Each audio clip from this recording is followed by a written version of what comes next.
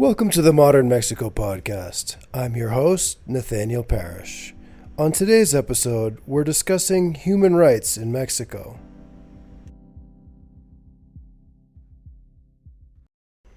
Right now, human rights are a prominent issue in the discourse about Mexico. Mexico's President Lopez Obrador is a popular but controversial populist who often adopts a somewhat Trumpian stance towards journalists, activists, and NGOs. Lopez Obrador frequently dismisses his critics at home as corrupt and politically motivated hypocrites, but he also has bristled at criticism from the European Parliament and the U.S. State Department about his track record on defending human rights. El Departamento de Estado, el gobierno de Estados Unidos, hace sus recomendaciones sobre México. Para empezar, nosotros no nos metemos a opinar sobre violaciones de derechos humanos en Estados Unidos. Somos respetuosos. No podemos opinar sobre lo que sucede en otro país. Entonces, ¿por qué el gobierno de Estados Unidos opina sobre cuestiones que solo competen a los mexicanos? President Lopez Obrador has embraced the viewpoint that national sovereignty is more important than any concept of universal human rights. It's a stance that mirrors arguments made by China and other authoritarian governments in Latin America. In order to discuss the current dynamics in Mexico, I reached out to Tyler Mattiace, a Mexico researcher at Human Rights Watch. Hi, Tyler. Welcome to the podcast. Thank you for having me. So, I wanted to ask you, I know that Mexico's President Lopez Obrador has recently been forced to confront evidence that his government has spied on critics, including investigative journalists and a human rights activist. And I'm wondering, why are these allegations significant? Yeah, absolutely. These are really concerning allegations. And since those initial allegations come out, there's also now been a case of an opposition politician who discovered that he was also being spied on with a spyware software called Pegasus, which is designed for governments to use against terrorist groups or organized crime, and it allows the user to have total access secretly to the phone of whoever is being spied on. And this is not something that's new in Mexico. There's a history of the government spying on journalists and activists and opposition politicians in Mexico. President Lopez Obrador was spied on by previous governments. So he had made a promise at the beginning of his term that this is not a practice that would continue, although he has continued the practice of being very hostile towards human rights groups and journalists. And a lot of people had wondered whether the government was continuing to use spyware. The spyware use, it's important to note, governments, all around the world can use different kinds of technologies to do things like tap phones or monitor people, and it's not necessarily always wrong or illegal for them to do that. What makes this wrong is, first of all, the surveillance that we've learned about now and the surveillance that happened in the past. There was a big scandal in the previous presidency, has been conducted secretly and without any kind of court order or anything, which is necessary to intervene in people's phones. And it's also very clear that it has nothing to do with any legitimate reason for conducting surveillance, right? This is not about breaking up terrorist groups or anything about organized crime. It's very clear that the people who have been targeted by spyware by this government fit the same pattern as the people who were targeted with spyware under the previous government, which is it's people who have investigated abuses, people who have been critical of the administration. And one of the things that's concerning here is um, under the previous government, and I'll mention a bit briefly about that. Under previous President Enrique Peña Nieto, it was revealed that the government had used the spyware Pegasus against at least 15,000 people. It made Mexico the largest user in the world of this spyware software. Um, and that, as I said, has continued under this government. But what's concerning there is under the previous administration, the spyware was used by officials in the administration, by the Attorney General's office. What's been discovered now is that the spyware is being used by the military. The military appears to have been spying, particularly on journalists who investigate military abuses, on human rights defenders who try to uncover military abuses. Um, and it comes at a time when we're seeing an expansion overall of the power and the role of the military in Mexican life. President Lopez Obrador has really spearheaded a huge expansion of the military's power. Um, and it's sort of been his solution to everything. He says that the military is incorruptible. And so whenever there's a problem, he will transfer some civilian task to the military. And it's important to understand that this isn't just about public security, which has been a big concern of ours for decades in Mexico, the fact that the military has been deployed for public security, leading to abuses. So that's actually a great segue into my next question. We know that Reporters Without Borders ranks Mexico as the most dangerous country in the world for journalists. And the Committee to Protect Journalists has recorded 13 journalists murdered in the first 8 months of 2022, which is a historic high. And total, 151 journalists have been killed in Mexico since 2000. The NGO Global Witness ranks Mexico as the most dangerous country in the world for environmental activists. In total, 54 environmental activists were killed in Mexico in 2021, up from 30 in 2020. Furthermore, over 1,700 environmental activists have been killed in Mexico over the past decade. Are these rankings describing Mexico as the most dangerous country in the world for journalists and environmental activists fair? Or do you think that in any way they overstate the risks that activists and media workers face in Mexico? They're absolutely fair, and they don't at all overstate the risks, which are very real. Mexico consistently ranks as one of the most dangerous countries, if not the most dangerous country for journalists in the world, usually where it's on par with wherever there is a war. So last year, it was on par with Ukraine. In the past, it's been on par with Syria or Afghanistan. Um, so people usually say it's the most dangerous peacetime democracy for journalists. It's also one of the top most dangerous places for human rights defenders and for environmental activists. And I don't think it's overstated at all. On the contrary, I think it's something that is sometimes underreported because people don't expect that to be the case because Mexico is not at war officially.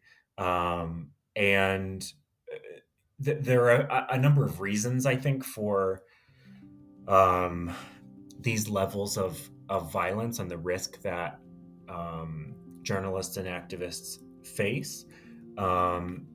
It's important to understand that usually the people who are under the most threat are journalists or activists in rural areas of the country, so outside of Mexico City, who work on exposing corruption or on opposing projects that might be in the interest of local government officials or organized crime groups.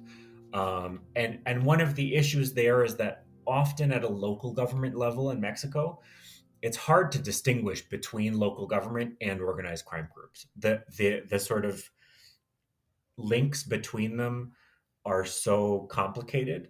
Um, so it also then becomes difficult to say, was this journalist who was exposing corruption killed by the local government or by organized crime?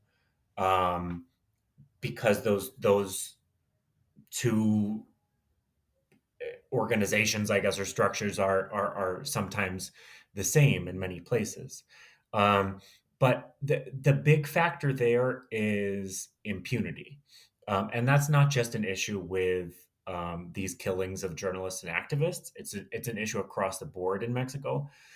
Mexico's justice system is really, really, really ineffective at investigating and prosecuting crimes, and the result is that when there is an interest in using violence to get what you want, whether that means killing the journalist who's investigating the corruption in your local government or killing an activist who is opposed to a project that you stand to benefit from, a lot of people see that as a very low cost solution because it's pretty rare that a murder is investigated and those responsible are identified, and that if they are identified, that they go to trial, and if they do go to trial, that they would actually be convicted and go to jail. That's something that rarely happens for any crime in Mexico.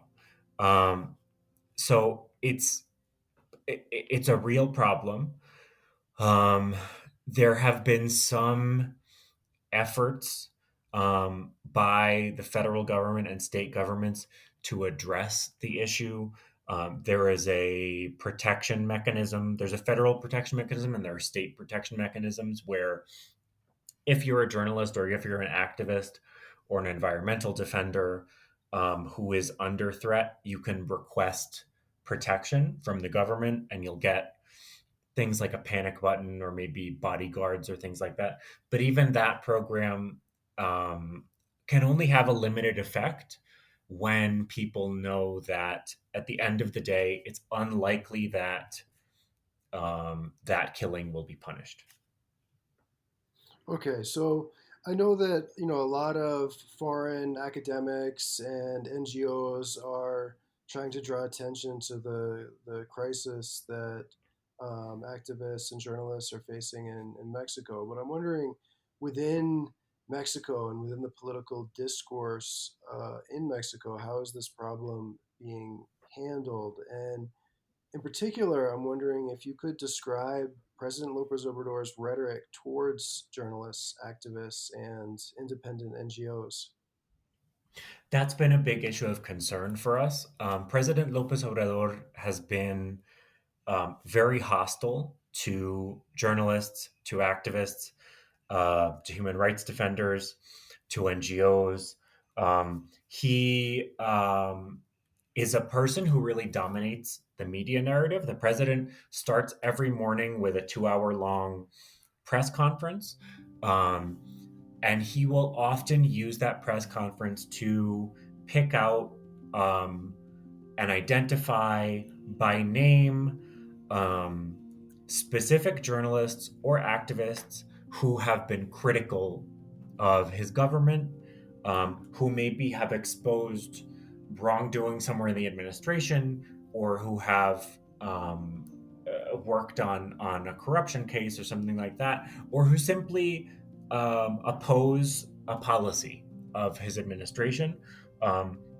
There have been situations where he has a PowerPoint there and he'll put up a photo and name of someone and say, this is this journalist and this is how much this journalist makes in salary, and here is information about where this journalist lives. It's really very worrying, and very little recognition of the important role that journalists and activists play in Mexico, and especially that human rights defenders play, because, as I mentioned, this issue of impunity means that for victims of abuses, it's often impossible to get any kind of justice without the support of some kind of human rights organization. Um, and those organizations play a really critical role. And the president has, spent a lot of time demonizing them.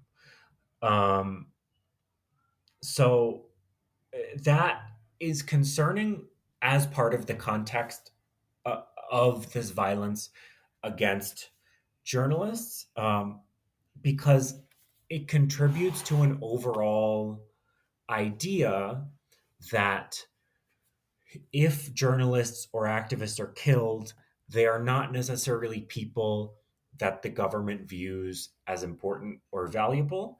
The UN a few years ago did a big report on the problem of violence against journalists and activists in Mexico. And one of their big recommendations was, apart from dealing with these structural problems, apart from improving the protection mechanism and reducing impunity, was there should be a clear message from the federal government that journalists and activists and human rights defenders and feminists and NGOs and environmentalists and everyone else all play an important role in a democratic society, and they are not our enemy. And that is not at all the message that we're hearing from this president.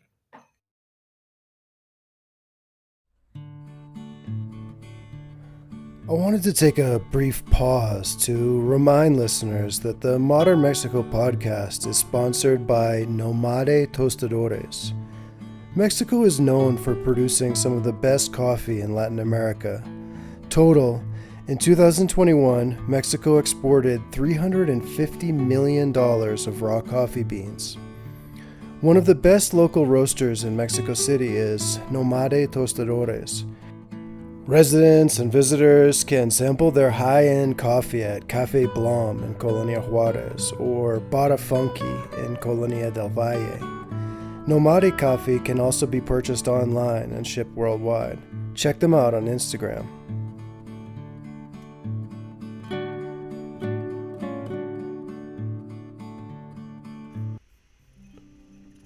I'm wondering if you can summarize the dynamic in Mexico right now, and I'm wondering, overall, what 3 words would you use to describe Lopez Obrador's approach to human rights?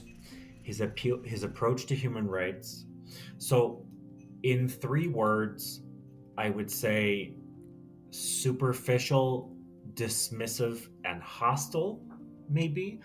The truth is that I think it's tough to summarize it only in that his sort of worldview doesn't center around human rights. Lopez Obrador is leading. He's a politician who's been a very visible, vocal person in Mexican politics for a long, long time. And he has always framed himself as the leader of this sort of righteous movement. He actually calls his government the fourth transformation, um, and has this narrative that this is a historic moment and we're transforming public life in Mexico, and you're either with us or against us.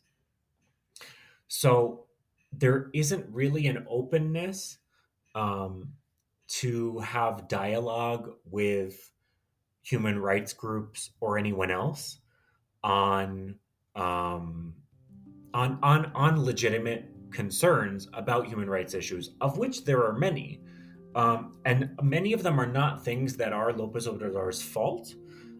They're problems that have existed in human rights in Mexico for decades that he's failing to address. But when people bring them up, um, he will immediately accuse them of being part of the opposition or being paid by the CIA or something to make up stories to bring down his government. So he doesn't even want to engage in the conversation um, about whether these things are related to human rights. And when there have been criticisms from other governments or from the UN or from international organizations, or the European Parliament, for example, has um, issued resolutions expressing concern about the killing of journalists in Mexico, and many U.S. congressmen have sent letters and done the same. And his response, rather than saying, yes, those are legitimate concerns, we're also worried about them, is to say, mind your own business. This is an issue of sovereignty, and you should not meddle in our internal affairs, which is um, nonsense, because human rights issues are not an issue of sovereignty. If um, Mexico is failing to live up to its human rights commitments in international law, it's the responsibility of other governments um, to say that, and to call them out. So it sounds like you picked some pretty negative words here: dismissive, hostile, and superficial. And I'm wondering, overall, what grade would you give Lopez Obrador for his policies and discourse regarding human rights?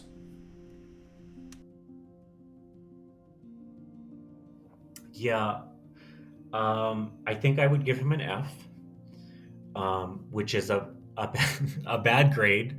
And it's not, the thing is that it's not because he is worse than his predecessors. In some areas, he's not. But it's because he has focused, instead of trying to resolve the systemic, serious human rights issues that exist in Mexico, um, he is focused on denying they exist. His line is often to say publicly, we no longer have any of these human rights concerns, because I personally am not a president who would order a human rights abuse to take place. But that's not how a huge country works, and that's not how systemic human rights abuses work. There are real concerns, and he is not willing, I think, to acknowledge that the problems exist. What we as human rights watch see as sort of our top concerns that he is not addressing, right? There's the issue of violent crime and impunity. I already mentioned briefly impunity, right? But the murder rate is the highest that it's been in, I mean, since official records began. I found an academic paper that was trying to extrapolate theoretically what the murder rate was in like 1940, which theoretically could have been higher, right? But in since modern records began, the murder rate has never been higher in Mexico. It's 28 per 100,000. Um, and the justice system is completely ineffective at investigating crimes. The rate of impunity is 98%. So that means that only 2% of crimes are resolved in any way. And resolved does not mean that someone is sentenced and sent to jail. It could involve a plea bargain or some kind of other resolution. And Lopez Obrador's only response has been to say, he'll often in the press conferences he'll just say there's no more impunity, with no further explanation as to what that means, which is not true. The rate of impunity is exactly the same as it always has been. But at the same time, he's cut federal funding for police and prosecutors, who should be addressing impunity for crimes. He's transferred a lot of their public security functions to the military, which has proven itself to be exceptionally bad at investigating crimes. And his main response has been to promote a series of reforms that have been passed that have made it much easier for authorities to send people to jail without convicting them of a crime. And that's something that his government, like previous governments, frequently uses to try to give the impression that it's addressing the issue of violent crime. So they'll, have very public displays of detaining people who have not been convicted of a crime that get sent to jail, usually because of rules around mandatory pretrial detention for anyone who's been accused of a crime. Um, they've started now a feature in the daily press conferences where they have photos of people who have not, as I say, have not been convicted of any crime, but they are publicly showing their photos and saying, "This is Juan, and he is a murderer, and he is being sent to jail." It's very worrying, and it also does not address the issue. There is torture, which is another issue that we've documented in Mexico for decades, and not just us, lots of human rights organizations. And it has to do again with this failure of the justice system. In many of the cases where a case is resolved and someone is convicted of a crime, it's often because authorities tortured someone into confessing to a crime, regardless of whether they actually committed the crime. The National Statistics Office does a survey every few years of people in prison. And the most recent survey, which was last year, found that 40% of people, or almost 40, it was like 39 or something, percent of people who had confessed to a crime said, "I only confessed because the authorities beat me or threatened me, or they threatened to go use violence against a family member of mine who was not being detained." Um, Again, that's an issue where when human rights organizations try to raise that legitimate concern, the president's response is, one, there's no more torture because I would never order someone to be tortured, which is not, as I said, it's not how it works. The president doesn't need to order someone to be tortured for torture to happen. And two, these organizations that are exposing torture are obviously our opponents. They are part of a scheme to bring us down. Maybe they're paid by foreign governments, um, and just dismisses the issue and won't have a legitimate, productive conversation about it. So that's very interesting. And it actually leads into one of the next questions that I have, which is that I feel like in the US media, sometimes there's really some confusion about how to label or characterize Lopez Obrador. You have some academics who are categorizing him as an authoritarian populist, but you also have other media outlets that talk about him being a socialist or a left winger. So when it comes to human rights, right now on the global stage, we have this situation where China is actively presenting an alternative model where individual liberties and universal human rights are treated as secondary to national collective goals.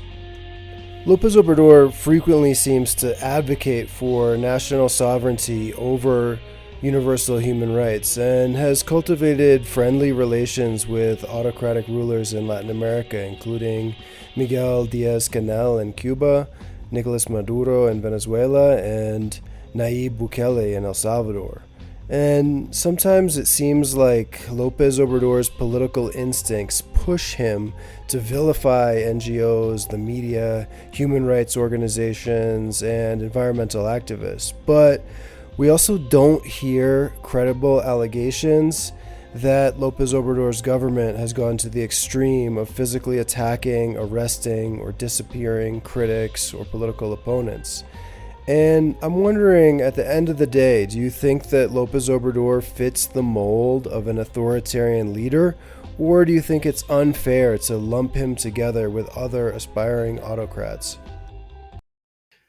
I think so. There are a lot of people who want to put Lopez Obrador in the same category as someone like Nicolas Maduro, and I think that that's crazy. He Maybe there can be a spectrum of autocratic behavior, but the situation in Venezuela or Cuba is catastrophic. He has what I would call autocratic tendencies, maybe, um, but they're more about.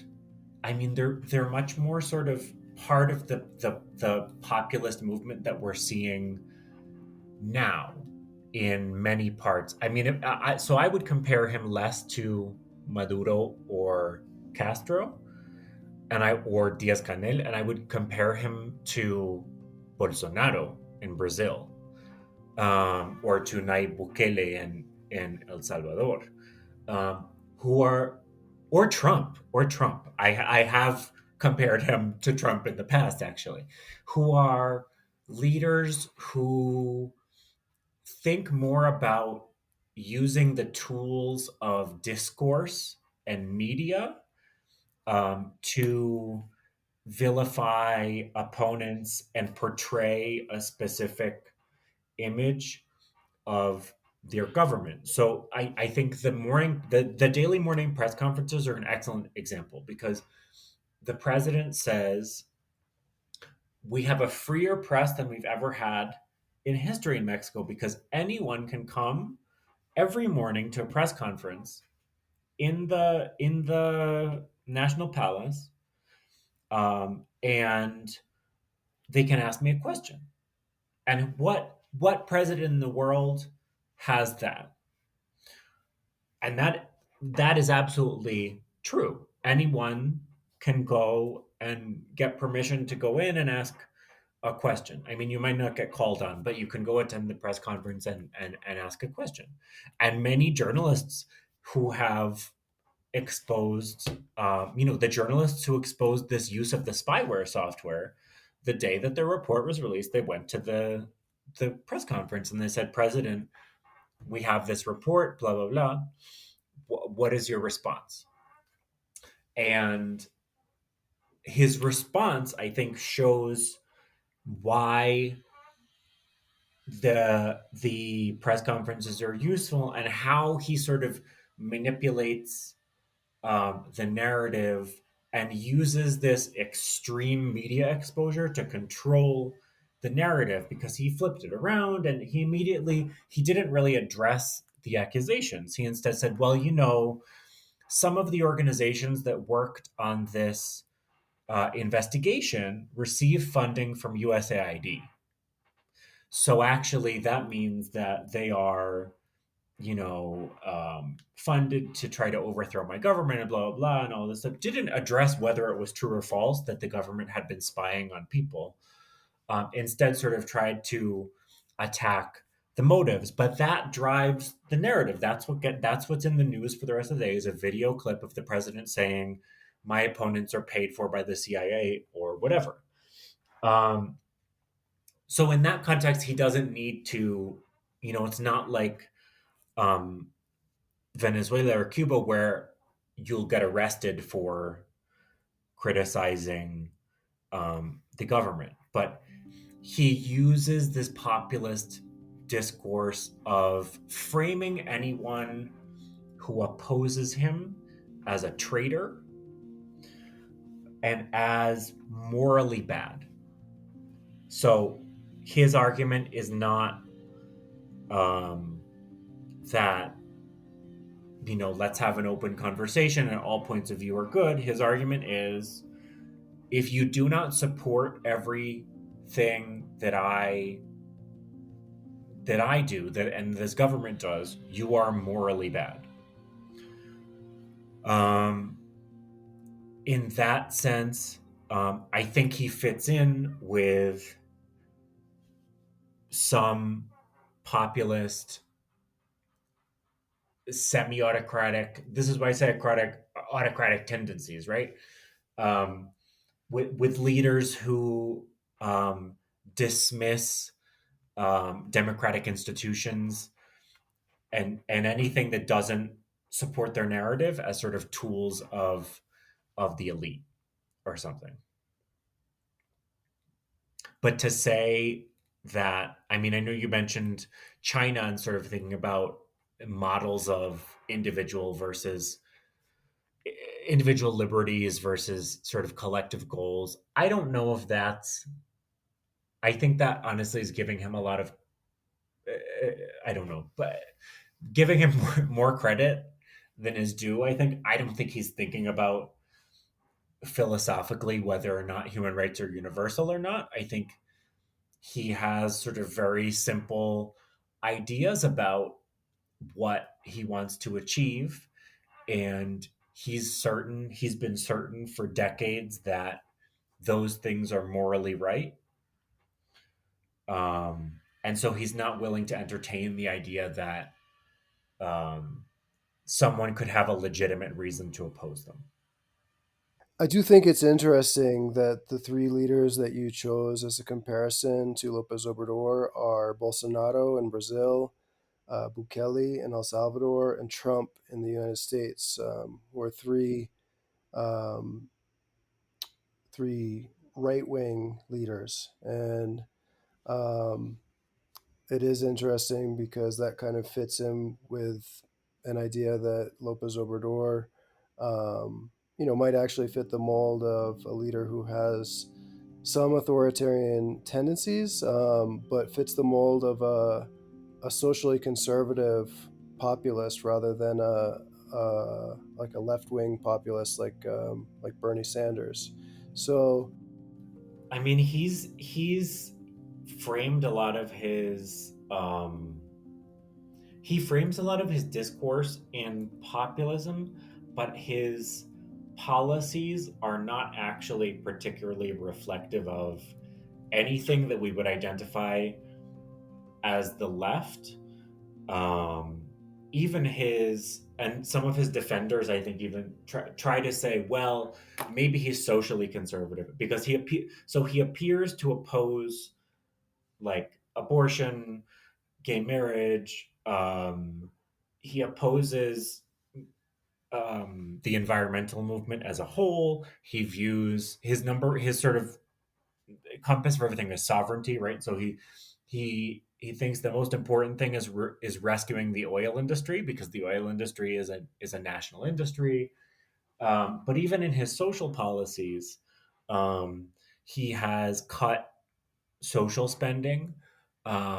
Like the overall amount of money that the government spends on social programs now is slightly less than it was under previous governments, even though he constantly talks about his social spending. Um, and he's also redirected a lot of the social spending. So they've closed a lot of programs. They used to be sort of free services for people. And instead, they're just doing direct cash transfers to people. There are people who really make an effort to try to position him somehow as on the left, and I think you really need to grasp at straws to do that because almost all of his policies come from the right. definitely. And finally, I'm wondering if we can zoom out a little bit and look at the big picture here. And I'm wondering, why should private sector executives and in particular foreign executives care about human rights issues in Mexico? And in particular, I'm wondering, what should foreign investors and executives be aware of when dealing with Mexican politicians in regards to local activists and journalists who might oppose certain investment projects? So I think there's sort of two parts of that. One is on a sort of local level with specific projects. I think it's important. Investors will often have a relationship with state and local officials. And I think it's important for them to understand the context that they're working in, which is that there is a long history, as we mentioned earlier in the podcast, Mexico has very high levels of killings of environmental activists and of land defenders. Often the environmental activists are activists who oppose um, sometimes mega projects, sometimes extractive projects, sometimes mining or forestry projects um, that they see as having not been legitimately approved. Um, but there's this long history and context of those people being killed with impunity by local government by this nexus, I guess, of local government and organized crime. And those, as I say, are cases where, in a lot of them, we don't know what happened, but we know that so and so was opposed to X project and then mysteriously turned up dead. So there will automatically be a suspicion among many people of investors, um, that they are willing to go to that length to get what they want. But I think more generally, um, human rights issues in Mexico are a big part of um, operating here. Understanding, I think that one of the main concerns that a lot of investors have, of course, is violence. Okay, definitely. Um, so yeah, I absolutely think it's really important that foreign investors kind of understand that the local level dynamics in Mexico are very complicated, and that human rights issues absolutely need to be considered as part of the due diligence process. When executives are considering suppliers or potential investments in Mexico. But overall, I want to say it's been really interesting to hear your perspective on this topic, and I want to say thanks so much for joining us on the podcast. Thank you. It was great to talk. Thanks for tuning in to another episode of the Modern Mexico podcast. If you like what you hear on the podcast, check out my book, Searching for Modern Mexico, which is available on Amazon. The next episode of the podcast is coming soon. Until then, hasta luego, amigos.